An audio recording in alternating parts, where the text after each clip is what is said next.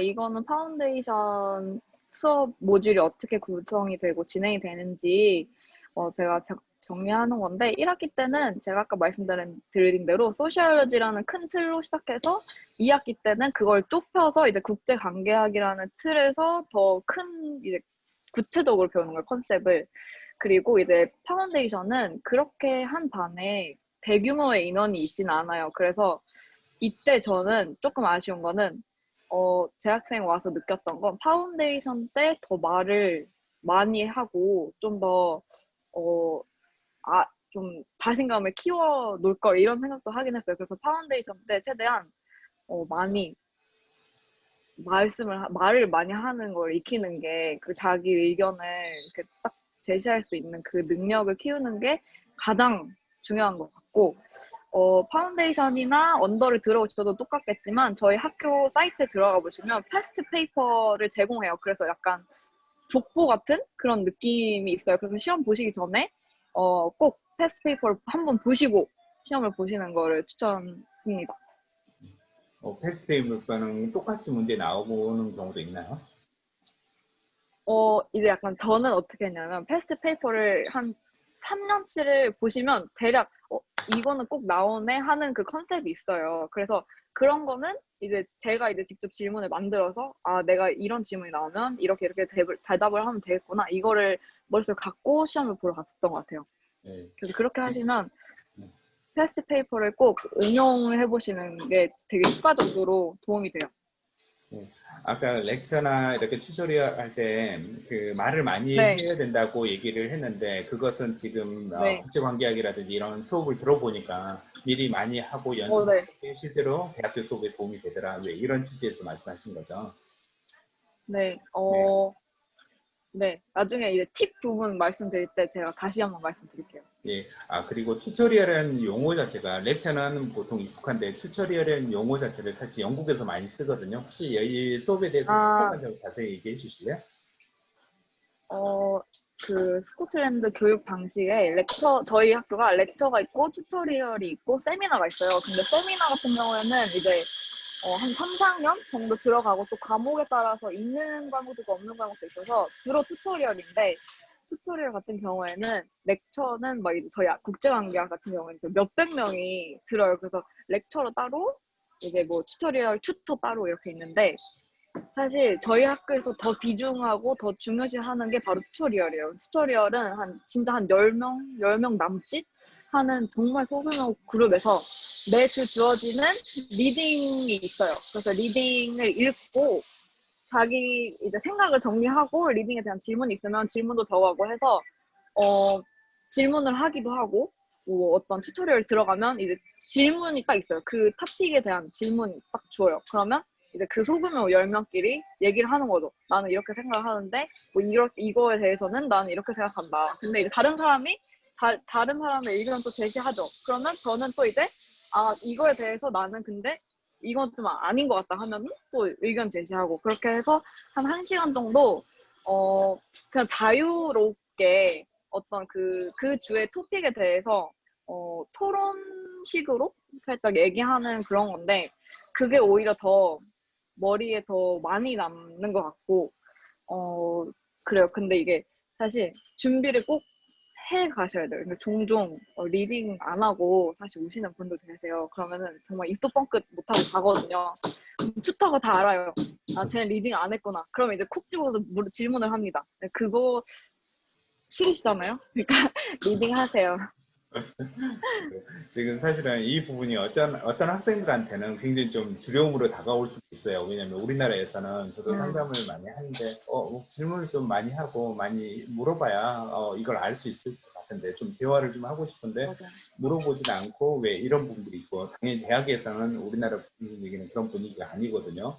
그렇게 대화를 해야 되고 이런 분위기가 아니다 보니까 이 부분을 걱정하시는 분이 많이 있을 거라는 생각이 들어요. 근데 이 학교뿐만 아니라 어느 학교든지 튜토리얼이라는 수업이 있고요. 어떤 학교를 어느 대학을 가더라도 이렇게 대화를 해야 돼요. 침묵을 계속 유지하기는 영국 교육은 하기는 쉽지 않거든요. 물론 렉처에서는 뭐 얘기할 기회는 사실 없죠. 하지만 튜토리얼이라는 네. 세미나에서는 항상 얘기를 좀 해야 돼요. 그래서 이 부분을 좀 유학을 간다라면 생각을 하시고 좀 준비를 해야 될 것 같고요. 코스워크 뭐 그죠? 서머티브하고 포머티브 이렇게 어, 있는데 이 부분이 어떤 건가요? 네, 이게 서머티브는 아까 제가 1학기 때 2학기 설명드리면서 아까 얘기했었는데, 서머티브 같은 경우에는 성적이 반영되는 게 서머티브고, 폴머티브는 이제 반영되지 않는 거죠. 약간 연습식으로 생각하시고, 포머티브 때 틀린 부분을 서머티브 때 이제 보완해서 음, 하시면 아무래도 반영되는 성적이기 때문에 그때 좀 더 하시면 될 것 같아요. 예.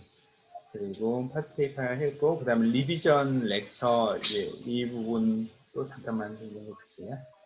리비전 렉처 같은 경우에는 파운데이션에도 그렇고, 제가 재학생 하면서 하는 것도 그렇고, 항상 시험 기간 직전에 저희 거의 모든 교수님들이 리뷰 렉처를 해주세요. 그래가지고 이제 시험에 뭐 중점적으로 뭐가 나온다, 이거는 꼭 해라, 뭐 이런 거 이제 알려주시니까.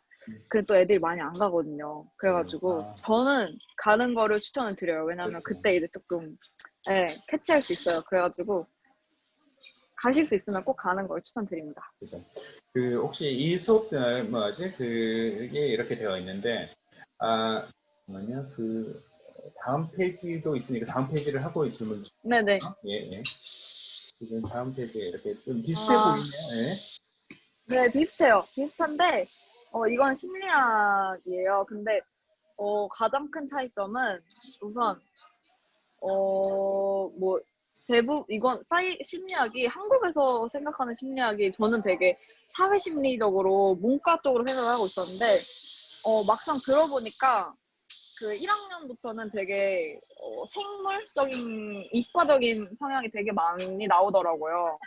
그래서 뭐 혹시 심리학도 관심 있으실 수 있어서 제가 이건 한번 넣어봤고, 심리학에는 가장 큰 차이점은, 국제관계학은 랩이 없어요. 근데 이제 심리학 같은 경우에는 랩이 있어가지고 뭐 예를 들어서, 이건 파운데이션 때는 랩의 비중이 크진 않아요. 근데 이제 재학생 들어오시면, 저 같은 경우에는 지금 2학년 심리학 듣고 있는데, 실제 뇌를 본다거나 뭐 이런 뭐 랩 수업이 되게 많거든요. 그래서 그런 것도 관심 있고 흥미 있으시면 심리학 드는 것도 추천드립니다. 그리고 코스워크로는 에세이도 있지만 제가 여기 지금 안 넣었는데 랩 리포트가 항상 있어요. 그 제가 아까 말씀드린 대로 파운데이션 때 통계학을 들었잖아요. 그래서 그 통계학을 이용해서 심리학 랩 리포트 쓸 때 이제 뭐 프로그램 돌리고 막 이런 것도 되게 많이 나오거든요. 그래서 혹시 심리학 관심 있으시면 같이 들으시는 과목으로 저는 통계학 무조건 추천드립니다.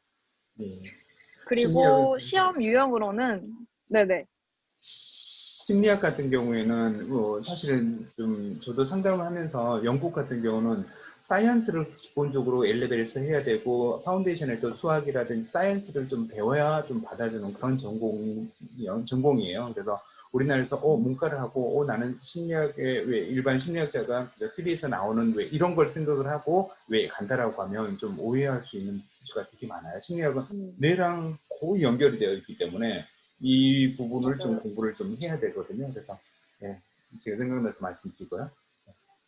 네네. 그리고 국제관계학이랑 또 가장 큰 차이가 시험 유형이 아예 달라요. 그래서 국제관계학의 시험 같은 경우에는 글을 써야 돼요. 그러니까 다 이제 서술형 시험이고, 심리학 같은 경우에는 이제 한국 분들이 조금 더 센 이제 그 멀티플 초이스 퀘스천이라고 이제 오지선다 유형이 나와요.